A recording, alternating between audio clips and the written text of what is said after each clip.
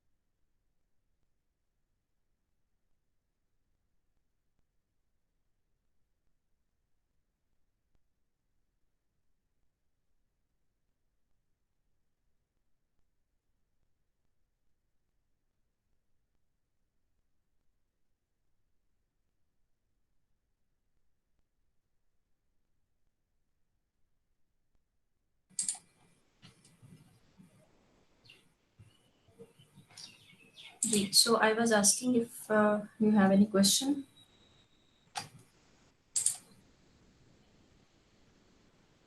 अच्छा, थोड़ा सा इसको हम रिकैप कर लेते हैं जो हम लोगों ने लास्ट टाइम देखा था। अगर कोई क्वेश्चन है किसी का तो वो पूछ लें।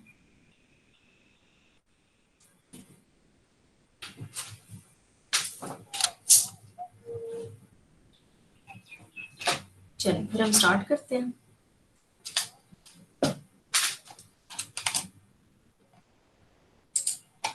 अच्छा, ये जो स्लाइड्स हैं वही स्लाइड्स हैं जो हम लोगों ने लास्ट टाइम की थी। इसमें रिक्वायरमेंट्स इंजीनियरिंग के डिफरेंट फेजेस या डिफरेंट स्टेप्स हैं। और रिक्वायरमेंट्स इंजीनियरिंग क्या है? That is about requirements. एक रिक्वायरमेंट क्या होती है? एक रिक्वायरमेंट एक नीड है क्लाइंट की या यूजर की, जो कि चाहता है कि सिस्टम फुलफिल करे। ठीक है, so that is something that will be fulfilled by the system. वो कैसे फुलफिल करेगा? That will be added into the system as a functionality. ठीक है, वो सिस्टम में एज फंक्शनैलिटी हम ऐड करेंगे तो रिक्वायरमेंट जो है वो सिस्टम का फीचर या फंक्शनैलिटी बन जाएगी और सिस्टम उसको फुलफिल कर रहा होगा। राइट, तो कोई भी ऐसा काम जो सिस्टम सॉल्व कर रहा है किसी प्रॉब्लम को, तो वो एक रिक्वायरमेंट हो सकती है। अब उसके अंदर डिफरेंट स्टेप्स हैं और वो स्टेप्स क्या है कि इनिशियली हमें प्रॉब्लम की अंडरस्टैंडिंग होनी चाहिए. We as software developer we will try to understand कि प्रॉब्लम क्या है, कौन लोग उसका सोल्यूशन चाहते हैं, उसका कॉन्टेक्स्ट ऑफ यूज क्या होगा, नीड क्या है. कॉन्टेक्स्ट ऑफ यूज का मतलब क्या है कि किस तरह का उनकी ऑर्गेनाइजेशन का एनवायरनमेंट है जहाँ पे वो सॉफ्टवेयर सोल्यूशन यूज होना है. मे बी वो स्किल्ड लोग हैं, मे बी वो प्रोफेशनल्स हैं. प्रोफेशनल्स मतलब अगर आपके इंजीनियर्स के लिए टूल बना रहे हैं, डॉक्टर्स के लिए टूल बना रहे हैं, तो वो डिफरेंट होंगे. अगर आप किड्स के लिए बना रहे हैं तो आप वहाँ पे देखेंगे कि अच्छा किस एज के लोग हैं, किस तरह के वहाँ पर आप यूजर इनपुट्स किस तरह की होंगी, इजी टू यूज किस तरह बनाएंगे. तो डिफरेंट तरह की कैटेगराइजेशन हम उसमें देखेंगे. देन हर स्टेक होल्डर से जितने भी लोग इन्वॉल्व हैं, स्टेक होल्डर्स मतलब जितने मेन मेन लोग उसमें इन्वॉल्व हैं, उन सबसे पूछना पड़ेगा कि उन्हें क्या चीज चाहिए सॉफ्टवेयर में. राइट. अब वो किस तरह से होगा, एक तो क्लाइंट आपको रिक्वायरमेंट्स बता रहा है, लेकिन क्लाइंट हो सकता है कि यूजर ना हो, क्लाइंट ओनली स्पॉन्सरिंग बॉडी हो. जो जिन लोगों ने सिस्टम को यूज करना उनसे पूछना पड़ेगा कि उन्हें क्या फंक्शनैलिटीज चाहिए, वो एंड यूजर्स होंगे. फिर हम उसको इलेबोरेट करते हैं. उसको प्रॉब्लम आइडेंटिफिकेशन के बाद हमें अंडरस्टैंड करना पड़ता है कि एक्चुअल में उनके वर्क फ्लो किस तरह का है, डेटा क्या इनपुट जा रही है, फंक्शनैलिटीज क्या होंगी, सॉफ्टवेयर का बिहेवियर क्या होगा. Then we will negotiate. और निगोसिएशन में आ जाएगा, क्योंकि सब चीजें पूरी नहीं हो सकती, टाइमलाइन के इश्यूज हो सकते हैं, कॉस्ट के इश्यूज हो सकते हैं, तो फिर हम निगोशिएट करते हैं कि अच्छा क्या चीज चाहिए, किस तरह से चाहिए. वो कम्युनिकेशन है. उसके बाद हम इन सब चीजों को, जितनी भी रिक्वायरमेंट्स आइडेंटिफाई हुई है कि सॉफ्टवेयर क्या क्या काम करेगा, एक फॉर्मल डॉक्यूमेंट की फॉर्म में लिख के रख लेंगे. उसके बाद हम उस डॉक्यूमेंट को रिव्यू करेंगे कि उसमें कोई चीज एरर तो नहीं है, कोई चीज एक्स्ट्रा तो नहीं लिखी गई, कोई चीज मिसिंग तो नहीं रह गई, कोई चीज इनकंसिस्टेंट या कॉन्फ्लिक्टिंग तो नहीं है. इसके बाद हम उसको रिव्यू करने के बाद सब स्टेक होल्डर्स, क्लाइंट भी देख लेगा, टेस्टर्स भी देख लेंगे, डिजाइनर भी देख लेंगे. टेस्टर क्यों देख लेंगे, क्योंकि उन्होंने इसी रिक्वायरमेंट डॉक्यूमेंट की बेसिस के ऊपर, एसआरएस की बेस के ऊपर या यूज केसेस की बेसिस के ऊपर उन्होंने इस डॉक्यूमेंट को बाद में टेस्ट करना है. डिजाइनर देख लेगा, क्योंकि उसने इसी की बेसिस के ऊपर डिजाइन करना है. और जितने भी, अगर कोई और इंटरेस्टेड है स्टेक होल्डर तो वो भी होगा, प्रोजेक्ट मैनेजर्स होंगे. ठीक है. उसके बाद आप इस प्रोडक्ट को तैयार करके, यानी एक डॉक्यूमेंट को तैयार करके रख लेंगे. वो एक म्यूचुअल एग्रीमेंट का डॉक्यूमेंट बन जाएगा. ठीक है. ये जो एसआरएस होगी, और फिर हम इसको सेव करके रख लेंगे. उसके बाद आता है रिक्वायरमेंट्स मैनेजमेंट, कि जब जब चेंज आनी है तो हम लोगों ने वो चेंजेस किस तरह मैनेज करनी है. और उसके लिए भी एक प्रॉपर एक स्टेप होता है कि रिक्वायरमेंट्स मैनेजमेंट में क्या होगा कि we are suppose to identify कौन सा चेंज आया, कौन सी रिक्वायरमेंट क्यों चेंज हुई, कब चेंज हुई, किसने चेंज की रिक्वेस्ट दी थी. वो फिर मेंटेनेंस का साइकिल शुरू हो जाता है कि वाकई में इस चेंज को एक्सेप्ट करना है या नहीं करना. ठीक है. अच्छा, इस डिस्कशन के बाद हम लोगों ने ये चीज इंपॉर्टेंट थी, क्वालिटी फंक्शन डिप्लॉयमेंट लिखा था. इसमें क्वालिटी फोकस होगा और इसमें डिफरेंट टाइप्स की रिक्वायरमेंट्स हो सकती हैं. नॉर्मल रिक्वायरमेंट्स हैं, एक्सपेक्टेड रिक्वायरमेंट्स हैं. नॉर्मल रिक्वायरमेंट्स जो कस्टमर समझता है कि इसमें होंगी ही, और अगर ये प्रोडक्ट में आप ऐड कर देते हैं सॉफ्टवेयर में तो वो सेटिस्फाई हो जाता है. एक्सपेक्टेड है जो कि वो एक्सप्लिसिटली स्टेट नहीं करता, लेकिन वो समझता है कि ये होंगी, जैसे परफॉर्मेंस है, एक्यूरेसी है, यानी सॉफ्टवेयर काम कर रहा है तो वो ठीक ही काम कर रहा होगा, with in time responses generate हो जाएंगे और वो एक्यूरेट रिजल्ट्स होंगे. और फिर एक्साइटिंग रिक्वायरमेंट्स हैं जो कि क्लाइंट ने सोचा ही नहीं, लेकिन आपसे बताते हैं कि सॉफ्टवेयर ये भी कर सकता है, ये भी कर सकता है, और वो बियॉन्ड कस्टमर्स एक्सपेक्टेशन होती है कुछ चीजें. उसके बाद अब हम आ जाते हैं, कुछ हमने देखा था कि अगर हम चीजें नहीं मिसअंडरस्टैंड करेंगे तो फिर प्रॉब्लम्स आएंगी. अब रिक्वायरमेंट्स के टू पार्ट्स हैं और ये भी इंपॉर्टेंट है. फंक्शनल रिक्वायरमेंट्स हैं और नॉन फंक्शनल रिक्वायरमेंट्स हैं. फंक्शनल रिक्वायरमेंट क्या है कि सिस्टम क्या काम करता है. अब यहाँ हम एक ले लेते हैं एग्जांपल. फॉर एग्जांपल आप लोगों का ये सीएमएस है, तो मैं इसमें कौन कौन सी फंक्शनैलिटीज करती हूँ. फॉर एग्जांपल अगर आप लोगों के पॉइंट ऑफ व्यू से देखें एज अ स्टूडेंट, तो उसमें अपडेट प्रोफाइल हो सकती है, चेंज पासवर्ड हो सकता है, व्यू अटेंडेंस हो सकता है, व्यू ट्रांसक्रिप्ट हो सकता है, व्यू ग्रेड बुक हो सकता है. तो ये कुछ फंक्शनैलिटीज हैं. और ये किस तरह की फंक्शनैलिटीज हैं, ये सिस्टम काम कर रहा है. व्यू ग्रेड बुक है किसके परस्पेक्टिव से या किसके कॉन्टेक्स्ट में, स्टूडेंट के कॉन्टेक्स्ट में. लेकिन सिस्टम उसको डिस्प्ले करवा रहा है।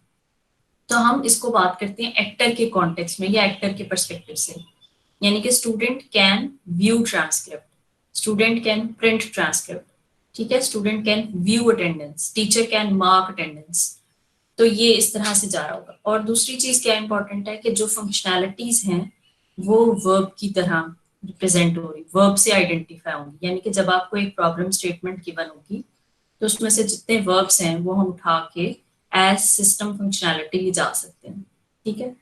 अच्छा, अब इसमें है कि एंटर नेम, फॉर एग्जांपल आप कहते हैं अपडेट प्रोफाइल है और उसमें मैं एक अपना नाम एंटर करता हूँ, तो एंटर नेम जो है वो एक वन लाइन की स्टेटमेंट है, वो कोई यूज केस नहीं है, ठीक है। दैट इज जस्ट एक इनपुट जा रही है सिस्टम में। लेकिन अगर मैं कहती हूँ अपडेट प्रोफाइल, तो वो एक पूरी फंक्शनैलिटी को रिप्रेजेंट करता है कि पहले एक स्टूडेंट आएगा, वो अपडेट प्रोफाइल की ऑप्शन को सिलेक्ट करेगा, उसमें अपना नेम, आईडी, पासवर्ड कुछ भी है वो एंटर करेगा, एड्रेस वगैरह हो सकता है, और फिर ओके कर देगा तो सिस्टम उसको एक्सेप्ट कर लेगा।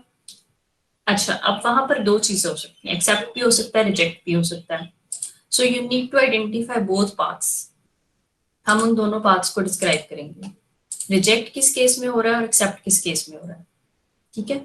फॉर एग्जाम्पल मैं कहती हूँ कि उसने सारी फील्ड ब्लैंक छोड़ दी और ओके पर बटन पर क्लिक कर दिया, तो वहां पर क्या होगा, सिस्टम रिजेक्ट कर देगा कि for example first name is mandatory, date of birth is mandatory, for example कुछ इस तरह की चीज हो सकती है। तो वहां पर वो अब होगा क्या कि सिस्टम विल रीडायरेक्ट के do you want to reenter or do you want to update again, या enter your name, enter your date of birth, और स्टार साइन शो कर देगा कि ये चीज कंपलसरी है।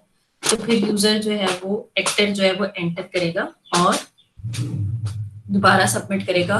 अब सारी चीजें ओके हैं और वो सेव कर देगा रिजल्ट। तो ये एक यूज केस है, ठीक है। ये जो मैंने फंक्शनैलिटी सारी बताई है कि एक्टर जो है, अब हम क्या देख कह रहे हैं, एक्टर यूज केसेस की फॉर्म में। अब हम यूज केसेस की बात कर रहे हैं कि हमने रिक्वायरमेंट्स को डिस्क्राइब किस तरह करना है in the form of use case. वहां पर एक एक्टर है, the person who is going to interact with the system.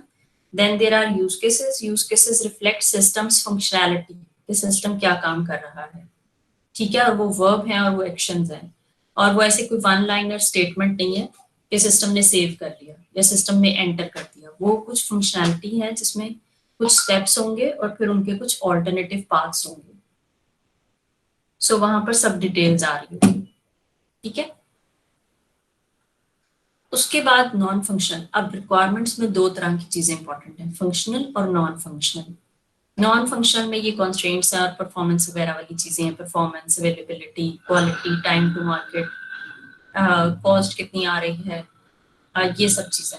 अब ये क्या चीज है, ये एज सच यूज केस में रिप्रेजेंट नहीं होती, ये इनसाइड उसकी सिस्टम की कैपेसिटी है कि वो किस तरह से सेव करेगा, कितने टाइम में सेव करेगा, ट्रांजेक्शन कितनी, वो किस पर है, वो डिपेंड करता है कि आपका एल्गोरिदम कैसा काम कर रहा है। जैसे मैंने कहा अपडेट प्रोफाइल, तो आपकी प्रोफाइल जो है वो नेटवर्क पर किसी सर्वर पे सेव थी, वहां से वो किसी डेटाबेस सर्वर में होगी, वो वहां से डेटा उठाएगा, पहले रिक्वेस्ट जाएगी, वहां से डेटा उठाएगा, फिर रिप्रेजेंट करेगा।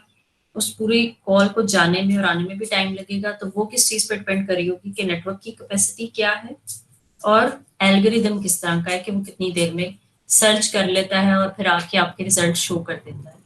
तो ये टोटल फिर उसमें परफॉर्मेंस में कैलकुलेट होगा, ठीक है। ये चीज जो है ये एज इट इज तो नहीं शो की जाएगी, लेकिन ये कहीं ना कहीं फंक्शनल रिक्वायरमेंट के अंदर एम्बेडेड होगी, ठीक है। इसको नॉन फंक्शनल रिक्वायरमेंट को भी यहाँ तक ही रखते हैं, इसकी फिर डिटेल्स आगे हम देखते जाएंगे। अच्छा, उसके बाद ये है यूज केस। यूज केस में एक बॉक्स गिवन है, बॉक्स रिप्रेजेंट करता है सिस्टम की बाउंड्री को। देन साइड्स पर आप एक कस्टमर और मैनेजर देख सकते हैं। ये यूज केसेस के यूएमएल के, यूनिफाइड मॉडलिंग लैंग्वेज हम यूज करेंगे, जो कि एक well accepted well known language है फॉर मॉडलिंग। मॉडल मतलब एक डायग्राम बनाने के लिए। डायग्राम्स क्यों बना रहे हैं, ताकि हमें सिस्टम की क्विक एंड इजी अंडरस्टैंडिंग हो।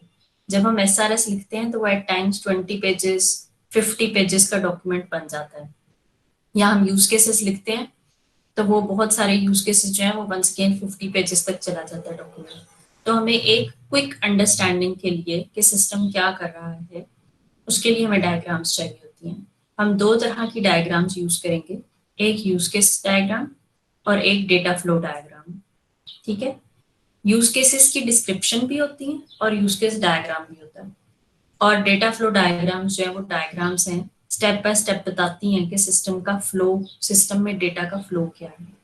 ठीक है, अच्छा अब पहले हम इसको देख लेते हैं कि यूज केस डायग्राम क्या है। पूरा सिस्टम जो है आपका सॉफ्टवेयर वो एक रेक्टेंगल की फॉर्म में शो होगा, साइड्स पर एक्टर्स होंगे, वो क्या क्या काम सिस्टम में कर सकते हैं वो शो हो रहा होगा। कहाँ से? ये जो ओवल्स पड़े हुए हैं सिस्टम के बॉक्स के अंदर, these ovals are use cases. ठीक है, अच्छा अब इसको ड्रॉ करने के लिए पहले तो आपको प्रॉब्लम स्टेटमेंट दी जाएगी। उस प्रॉब्लम स्टेटमेंट में से जितने नाउन होंगे उनको आप एज एक्टर समझ सकते हैं, या आपको लग रहा है कि वो सिस्टम में कोई काम कर रहे हैं तो उनको आप एज एन एक्टर आइडेंटिफाई कर सकते हैं। उसके बाद जितनी उसमें वर्ब हैं, वर्ब्स या वर्ब फ्रेजेस हैं, सिस्टम क्या फंक्शनैलिटी कर रहा है वो आप आइडेंटिफाई करेंगे और उनको ओवल्स की फॉर्म में रिप्रेजेंट करेंगे। ये जो पर्सन स्टिक है ये कस्टमर या मैनेजर, पर्सन स्टिक इसको हम बोलते हैं इस नोटेशन को, और ओवल्स हैं जो कि यूज केसेस हैं। ठीक है, अब एक्टर कौन हो सकता है? Actor any person anything that communicates with the system, हर वो चीज जो कि सिस्टम के साथ कम्युनिकेट कर रही है। It can be a software or it can be an organisation. ठीक है, ये एक सॉफ्टवेयर भी हो सकता है और ये एक ऑर्गेनाइजेशन हार्डवेयर सिस्टम भी हो सकता है। यानी आप कहते हैं मैंने फी सबमिट कराई है और बैंक ने उसको वेरीफाई कर दिया, तो वो बैंक जो है that is an organization. Bank का सॉफ्टवेयर था कोई, बैंक का कोई और सिस्टम था जो आपके सिस्टम उस सिस्टम के साथ कम्युनिकेट कर रहा था। For example once again CMS ही है और आप कहते हैं ऑनलाइन फी सबमिशन कराई है, तो बैंक वेरीफाई करेगा और बैंक अकाउंट डिडक्ट कर लेगा, डेबिट कर लेगा और फी जो है वो सबमिट हो जाएगी सिस्टम में। तो यहाँ पर एक सॉफ्टवेयर था सीएमएस का जिसने बैंक के सॉफ्टवेयर के साथ इंटरेक्ट किया है।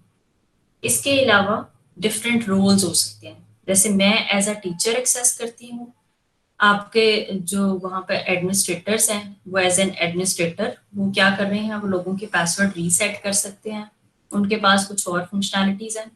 आपके पास कुछ फिर आ जाते हैं एडमिनिस्ट्रेटिव टास्क, जैसे ऐड अ कोर्स है, ड्रॉप अ कोर्स है, वो डिफरेंट लोग डिफरेंट काम करें, तो वो डिफरेंट रोल्स हैं, डिफरेंट एम्प्लॉयज के डिफरेंट रोल्स हैं। प्रिंसिपल है, तो वो प्रिंसिपल किस तरह से सिस्टम एक्सेस करते हैं, मे बी वो सबकी क्लासेस व्यू कर सकते हैं, सबकी ग्रेड बुक्स व्यू कर सकते हैं। ठीक है, इसके अलावा कोई डिवाइस हो सकती है, प्रिंटर हो सकता है, जैसे आप एटीएम मशीन पे जाते हैं और वो आपकी एक एटीएम रिसीट वहां पर प्रिंट कर देता है। ठीक है, तो that is also a kind of, जो प्रिंटर अटैच है that is also a kind of actor. और आपने यहाँ पर थंब स्कैनिंग की या कुछ और स्कैनिंग की, तो वो कुछ इस तरह की भी चीजें हैं जो कि सिस्टम के साथ इंटरेक्ट कर रहे हैं, उसको भी हम आइडेंटिफाई करेंगे। इसके बाद ये हम लोगों ने कहा था यूज केस क्या है, जिसमें हम डिटेल्स बता रहे हैं स्टेप बाय स्टेप की क्या क्या काम होंगे। ठीक है, अच्छा देन हम लोगों ने ये वाला यूज केस देखा था। ये जो यूज केस है, यूज केस की डिस्क्रिप्शन हमने लिखनी है। दो चीजें मैंने बताई थी आपको, यूज केस डायग्राम है और यूज केस की डिस्क्रिप्शन है। यूज केस डिस्क्रिप्शन जो है वो हमारे पास ब्रीफ फॉर्मेट में हो सकती है, यानी कि वन पैराग्राफ की फॉर्म में हम यूज केस नेम लिखेंगे, एक्टर लिखेंगे और यूज केस की डिस्क्रिप्शन 3-4 लाइंस में बता देंगे कि यूज केस में क्या काम हो रहा है। या फिर एक fully dressed formal use case होता है, उसको हम कहते हैं फुली ड्रेस्ड। फुली ड्रेस्ड मतलब कि उसमें बहुत सारी हेडिंग्स होती हैं। ये प्लेस ऑर्डर का यूज केस है, उसमें यूज केस का नेम है, एक्टर्स हैं, ट्रिगर्स हैं। ट्रिगर मतलब ऐसा क्या हुआ कि जिसकी वजह से ये यूज केस स्टार्ट हुआ है। जैसे आपने क्लिक किया अपडेट प्रोफाइल पे तो यूज केस शुरू हो गया, या उसने क्लिक किया प्लेस ऑर्डर पे तो एक यूज केस शुरू हो गया। उसकी प्री कंडीशन है, इससे पहले क्या काम हो चुका है। जैसे अपडेट प्रोफाइल से पहले आप क्या कर चुके थे, आप लॉग इन कर चुके थे। फॉर एग्जाम्पल प्लेस ऑर्डर से पहले वो आइटम अपनी कार्ट में प्लेस कर चुका था, सिलेक्ट कर चुका था। जैसे होता है ना, उसने एक लिस्ट में से चेक कर लिया, टिक मार्क कर दिया कि मैं ये आइटम परचेज करने लगा हूँ, और नीचे प्लेस ऑर्डर का बटन था, उसने उसके ऊपर क्लिक कर दिया। पोस्ट कंडीशन क्या है, order will be placed in the system, user will have a tracking ID. उसके बाद सिस्टम की क्या क्या स्टेट होगी at the end of that functionality. जैसे मैंने कहा अपडेट प्रोफाइल, तो प्रोफाइल अपडेट हो गई और सिस्टम ने वो चीज सेव कर ली, उसके लिए इतना ही है। प्रिंट करो ट्रांसक्रिप्ट, तो ट्रांसक्रिप्ट विद इन इतना टाइम प्रिंट हो गई, ठीक है। व्यू करो ग्रेड बुक, तो ग्रेड बुक वहां पर डिस्प्ले हो गई। तो ये पोस्ट कंडीशंस हो सकती हैं। उसके अलावा फिर आ जाता है नॉर्मल फ्लो। अब हम स्टेप बाय स्टेप बताएंगे। यहाँ पे दो चीजें इन्वॉल्व होती हैं, यूजर की एक्शन और सिस्टम के रिस्पॉन्सेस। यूजर क्या कर रहा है और सिस्टम रिस्पॉन्स में क्या कुछ कर रहा है। तो ये हम वन बाय वन शो करते जाएंगे। यूजर ने ये किया, सिस्टम ने ये रिस्पॉन्स दिया, फिर यूजर ने ये किया, सिस्टम ने ये रिस्पॉन्स दिया। जैसे अभी मैं बता रही थी आपको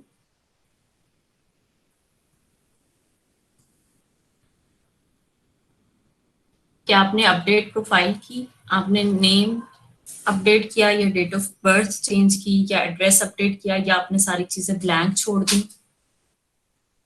और वहां पर एंटर कर दिया, तो सिस्टम ने आपको क्या रिस्पॉन्स शो किया कि एरर है, ये चीज मस्ट है, date of birth for example must है, या ये चीज आप ब्लैंक नहीं छोड़ सकते, इस तरह का कोई एरर मैसेज शो कर दिया, और यूजर ने दोबारा से उस चीज को एंटर किया। अब वो दोबारा एंटर करने वाली जो चीज है, that will be captured in alternate flows. Alternate flows क्या है, जैसे इन्होंने बताया कि फिफ्थ स्टेप पर रॉन्ग या मिसिंग इंफॉर्मेशन है, यूजर ने क्लिक किया, यूजर शो करेगा कि मैंने ये एड्रेस अपडेट करना है, सिस्टम उसको वैलिडेट करेगा और यूज केस कंटिन्यू हो जाएगा। ये ऑल्टरनेटिव फ्लोज हैं। ऑल्टरनेटिव फ्लोज क्या है, या एक्सेप्शनल फ्लोज हैं, जिसकी वजह से हमारा यूज केस मेन पाथ से डिविएट होकर किसी और पाथ पर आ जाता है। नॉर्मल फ्लो क्या है कि हमने ये कुछ किया, सिस्टम ने ये ऐसे ऐसे रिस्पॉन्स दिया और हमारा यूज केस कंप्लीट हो गया। Normal flow is suppose to be a happy path. Happy path मतलब जो कि एज इट इज अच्छे तरीके से यूज केस की फंक्शनैलिटी को फुलफिल करके पूरा करके खत्म हो जाएगा, ठीक है। तो ये ऑल्टरनेटिव फ्लोज है, और यहाँ पर इनकी नंबरिंग इज इंपॉर्टेंट, कौन से नंबर पर ऑल्टरनेटिव फ्लो आया है। ये जो चीज है, ये 3-4 slides, these are description of use cases। जबकि ये जो चीज है, ये क्या है, ये यूज केस डायग्राम है, ठीक है।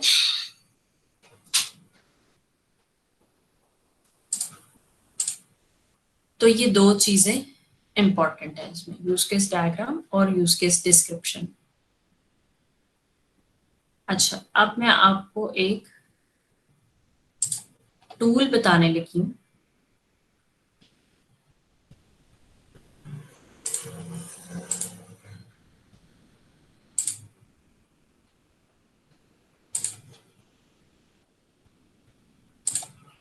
ये माइक्रोसॉफ्ट का ही है, विजियो। माइक्रोसॉफ्ट ऑफिस के पैकेज में ही होता है विजियो, ठीक है। ये टूल आप लोगों ने इंस्टॉल कर लेना है। कुछ डायग्राम्स हम इसमें क्रिएट करेंगे। इनफैक्ट अभी आप लोगों की सारी जो डायग्राम्स है वो हम इसी में ही करेंगे, ठीक है। अच्छा, इसमें शुरू में आप ये ओपन करेंगे, यहाँ पे तो इन्होंने दिया हुआ है डिफरेंट कैटेगराइजेशंस हैं, ये आपको विजिबल है।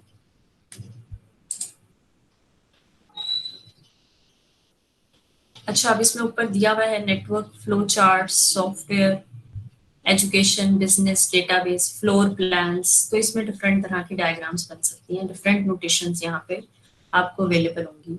सॉफ्टवेयर से रिलेटेड भी हैं, बिजनेस से रिलेटेड भी हैं, इंजीनियरिंग से रिलेटेड भी हैं। बेसिक डायग्राम्स आप ड्रॉ कर सकते हैं, जो भी सिस्टम की अंडरस्टैंडिंग हो उससे रिलेटेड। फ्लो चार्ट्स आप लोगों ने ड्रॉ किए होंगे, वो भी हम इसमें ड्रॉ कर सकते हैं। अच्छा, इसके बाद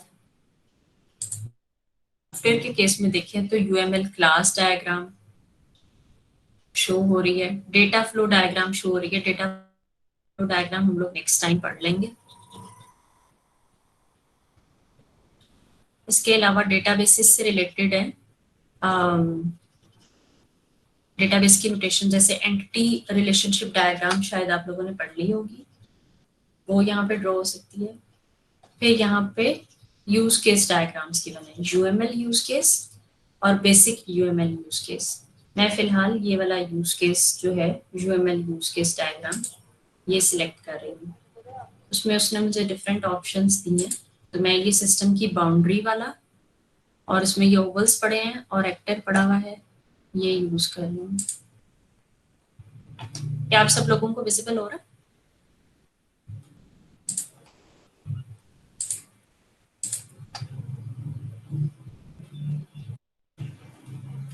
अच्छा,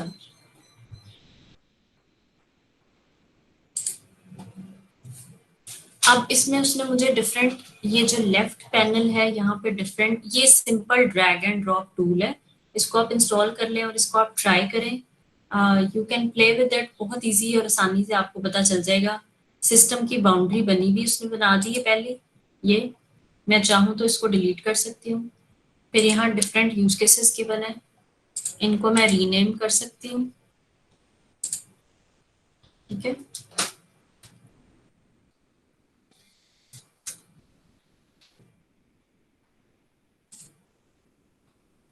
किसी यूज केस को मैं डिलीट कर सकती हूँ जो अभी मुझे नहीं चाहिए।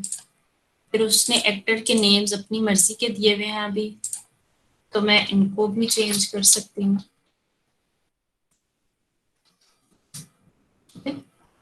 ये किस चीज का सिंबल है, ये आप लोगों को पता है? एरो के ऊपर किस चीज का सिंबल है?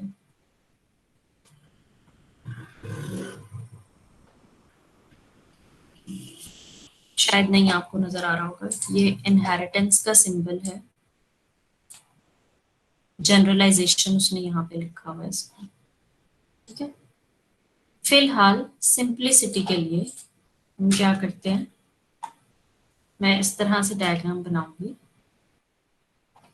फॉर एग्जाम्पल, जो आपका सिस्टम है इसको भी मैं रीनेम कर सकती हूँ। CMS मैंने सिस्टम का नाम रख दिया है।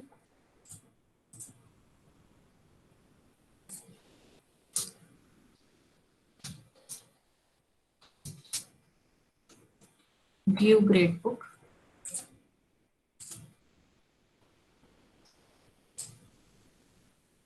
और ये एरो जा रहा है, इसको भी अभी हम डिलीट कर देते हैं सिंप्लिसिटी के लिए। मैंने ये जो रिलेशनशिप्स थे, ये हम कहते हैं यूज केसेस के दरमियान डिफरेंट रिलेशनशिप्स हो सकते हैं, वो मैंने डिलीट कर दिए। यहाँ से मैंने एक्टर पकड़ा, ड्रॉप किया, इस एक्टर का मैंने कोई नाम रखना है। फॉर एग्जाम्पल ये नाम है टीचर, और ये क्या कर सकता है, यहाँ से यूज केस पकड़ा, ड्रॉप किया, और ये क्या कर सकता है,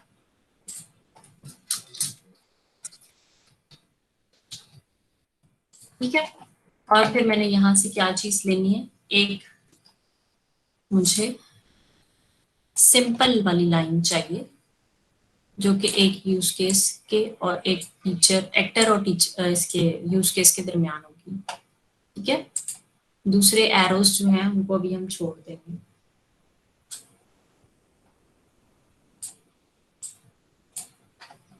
ये अब ये यूज केस आपका कहीं भी चला जाए वो लाइन उसके साथ साथ जाती जाएगी, तो इनको हम कनेक्ट करवा देंगे।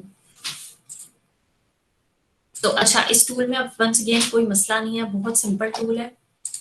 अगर आप इसको ट्राई करके देखेंगे तो ड्रैग एंड ड्रॉप है, बाकी सब उसने बताया है, लाइंस पड़ी हुई है, एक्टर है, यूज केस है, सिंपल अभी 2-3 नोटेशन मैंने बताई है। दरमियान में ये जो बॉक्स है ये जरूरी है, सिस्टम को रिप्रेजेंट करेगा। उसके बाद अगर इसके अंदर फर्दर सिस्टम्स बनाने हो जो कि अभी हम जा नहीं रहे हैं वहां तक, तो वो भी शो हो सकते हैं, यूज केसेस के रिलेशनशिप शो हो सकते हैं, लेकिन अभी सिंपल एक डायग्राम है जहाँ हम स्टूडेंट से रिलेटेड सारी फंक्शनैलिटी, टीचर से रिलेटेड सारी फंक्शनैलिटी शो कर सकते हैं। अगर ये कोई और सिस्टम है तो इसमें एम्प्लॉय की से रिलेटेड फंक्शनैलिटी आ जाएगी। फॉर एग्जांपल किसी ऑर्गेनाइजेशन के लिए हम बना रहे हैं और वहाँ पे एम्प्लॉय एक्ट कर रहा है तो एम्प्लॉय से रिलेटेड फंक्शनैलिटी आ जाएगी। अभी मैं बात कर रही थी एडमिनिस्ट्रेटर है, उसको हम एज एक्टर इन्वॉल्व कर लेंगे, वो कौन कौन से यूज केसेस कर रहा है, तो ये यहाँ पर ये चीजें आती जाएंगी। ठीक है। मैं कोशिश करूंगी कि आज आपको थोड़ा सा मटीरियल और इसकी कोई केस स्टडी दे दूं ताकि हम उसको आप उसको ड्रॉ करके और देख लो फिर। अच्छा, तो ये इसका टूल का है आज का। उसके अलावा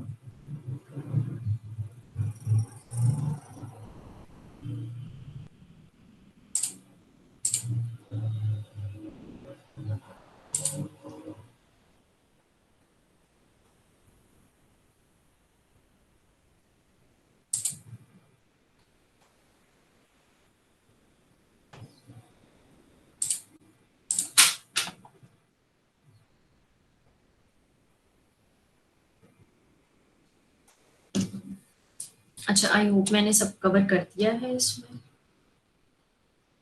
एक्टर्स का बता दिया, आपको यूज केसेस का बता दिया जो कि ओवल की फॉर्म में है, सिस्टम की बाउंड्री है। वंस अगेन हम ये सारा काम क्यों कर रहे हैं, हम सिस्टम की फंक्शनैलिटी को शो करना चाह रहे हैं कि यूजर सिस्टम में क्या क्या कर सकता है। ठीक है।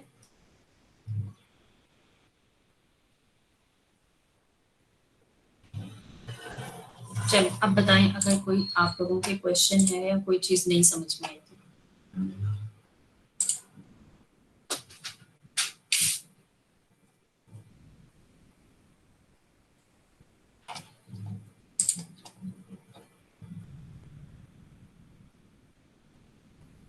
अच्छा, रमजान टाइमिंग्स की अभी तक हम लोगों को ऐसा सच कोई नोटिफिकेशन आई नहीं है कि क्या किस तरह से होगा लेक्चर टाइम।